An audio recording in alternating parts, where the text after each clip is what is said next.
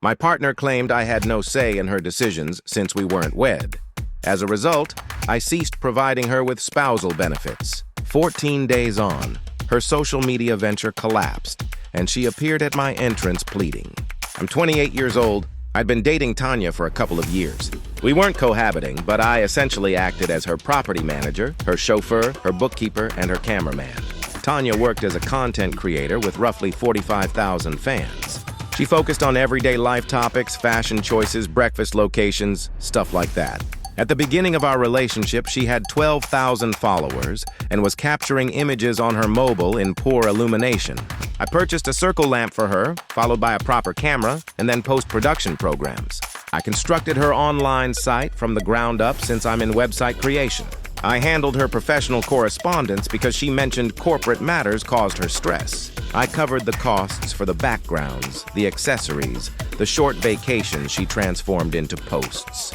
I transported her to each session, lingered in the vehicle for extended periods, and then refined her pictures late into the evening following my regular work.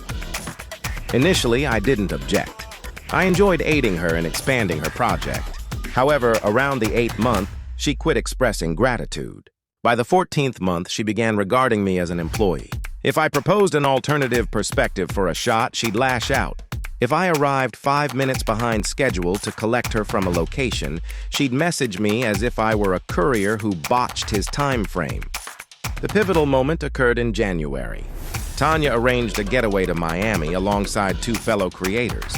5 days, high-end rental home, the full package. She informed me of it the evening prior to departure.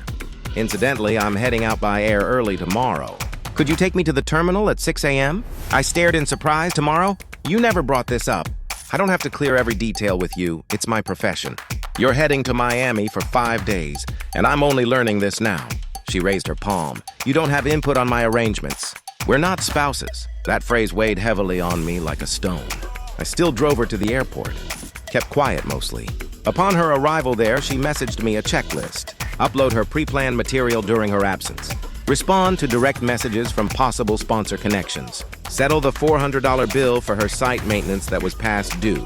Verified the delivery for a promotional bundle a apparel firm dispatched to my residence because she utilized my location for commercial shipments. I gazed at that roster for quite a while. Then I responded with a single term. No, she rang me right away. What do you mean by no? You stated I lack input. That implies I lack duties too. Manage it on your own. She disconnected the call. I didn't upload her material. I didn't address her sponsor messages. I didn't cover the bill. The maintenance expired, and her site became inaccessible. The promotional firm couldn't proceed since no one acknowledged the delivery, so they canceled the agreement. Her pre-planned updates failed to appear, which disrupted her regular posting pattern for the platform system. When she returned from Miami, she'd forfeited 2 sponsorship opportunities totaling around $6,000. Her site was down, and her interaction levels had plummeted sharply due to 5 days of inactivity without updates. She arrived at my place that Friday evening, enraged. Do you realize what you've done? You undermined me. I didn't undermine a thing. I simply quit performing your tasks without compensation. You were aware I required those updates live. You were aware of the promotional bundle, and you knew you were traveling to Miami and didn't inform me until the previous night. You said we're not wed, so I handled it accordingly. She began weeping.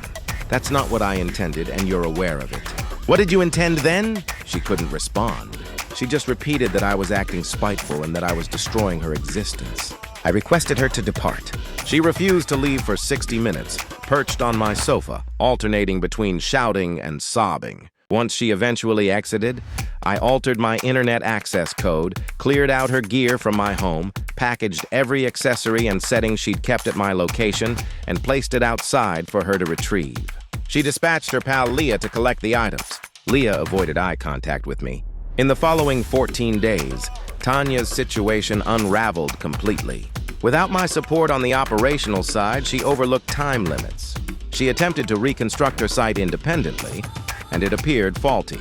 Sponsors ceased replying. Her fan base declined from 45,000 to about 38,000 since she continued uploading, delayed, uploading unclear images, uploading with poor descriptions.